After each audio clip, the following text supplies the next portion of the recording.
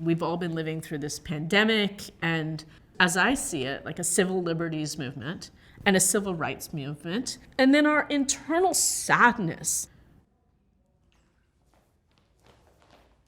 We've been collectively living through that, and I had to make a painting that would address it right away, over and over and over.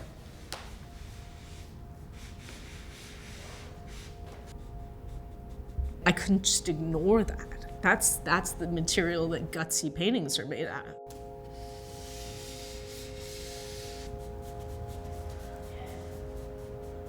But I don't think I can paint another black paint. It gets other marks or color. There's only so many I could make before I'm like, I'm wrung out. I need the elixir. I need the medicine. Part of the job of painting is telling historical truths, like what the paintings that came out of World War II. But then I think also, like, Monet painted his water lilies in World War II. Like, at what point is it also the job to yourself and to everyone else? I think I want to paint the elixir, the medicine. I grew up in North Beach in the 70s, and so it still had the kind of waft of the beatnik era, was still sort of peppered over the town. And I grew up with the big Clifford stills in San Francisco, and it was like, oh, like the paintings finally spoke to me when they were of that scale, that degree of emptiness, and a whole room of them. And I think I've always painted to that. Like, it only really starts to operate at 7 feet, better off 8 feet, where it starts to be a place. I kind of knew I wanted to be a painter, but I wouldn't say it. So it started actually, like, my first tool was the lid of my gesso jar. So it's just the most immediate thing that was there. I would put one dot on each piece of tracing paper, and I hung a whole wall of what became this material library.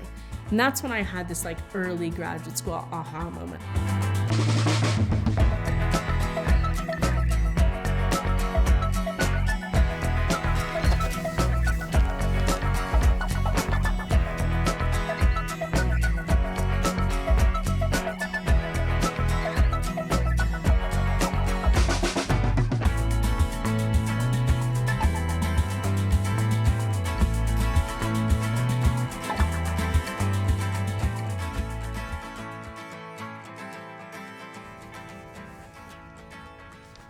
For me, the tools are a means to an end, and they're also a sculpture unto themselves. I have a glass artist, Dean Benson, I collaborate with, and he's made all my tools, including the failed lenses.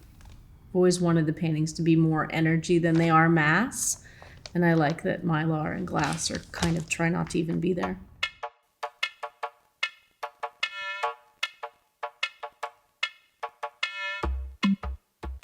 I feel like they inform the paintings as ideas as much as they are physical tools that make the paintings. The way that the glass, both sections and glides, depending on the viscosity onto the Mylar, I was like, oh, this is good.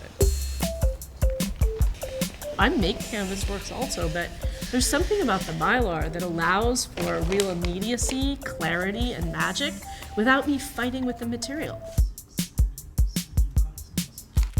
It's a departure from the series of primarily black works that I've been making. I think I did it.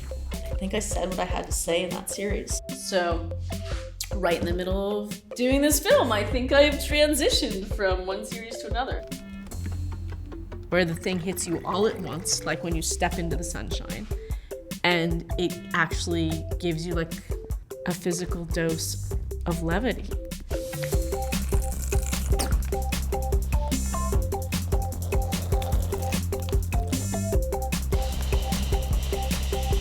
I think it takes a tremendous amount of sanity to paint at a certain scale and commitment. I'm only really interested in making a painting if I'm a little uncertain that I could pull it off. Oh, fuck. That was a wet puddle. And things can go horribly wrong and I have to backpedal us out of there. The thing is, yellow really stinks.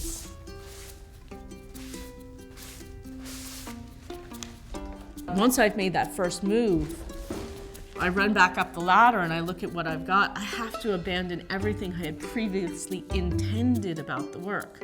And at that point, listen to what I've physically got out there.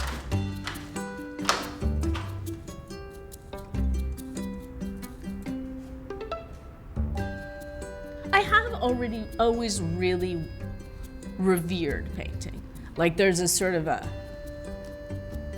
heroic truth and irreverence that is allowed and expected to be investigated in painting that is, I don't think, particularly allowed or the point of pretty much anything else. Certainly not architecture. There's several people without whom I would not have become a painter. One is my mother, graphic designer. I think my father wanted me to be an architect because he gets that. When I think of my family, I realize that they're all makers. They all live by their wits of what they can make. There's a hat maker, a dressmaker, an architect, graphic designer, writers for sure. I mean, there's shrinks in there too, but a lot of making. When I go to make something, I can feel my mother in my hands, and I can feel her mother in her hands in the scissors, just in the way I'll cut something or the way I'll draw a line. It allows me to trust myself in ways that I sometimes wonder what the hell I'm doing. I grew up in a house that looks like a Corbusier house, and the whole idea of the wall itself erupting to reveal what's actually going on that everybody's placidly trying not to talk about within their clean, fancy, modern architecture, that was an innate preteen urge that I'm still playing out. So this is rust that I harvest from a U-Bahn can. I want to complicate the layer of the surface using rust and soda ash and 2 layers. They have released the closest photos you've ever had of the surface of the sun. And you can kind of see that there's a 20-mile chasm between one lick of fire and another canyon of fire, and try to get that level of depth.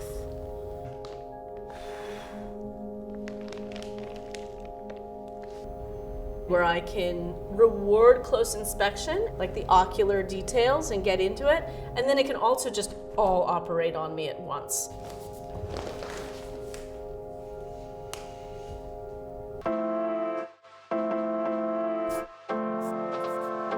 Fia.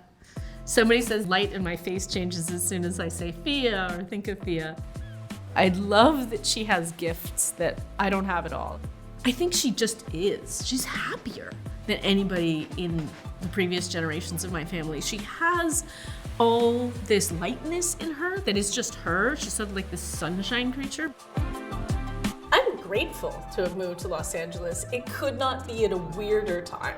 Which is the nature of putting down the first mark. Metaphorically, it turns out different than what you think.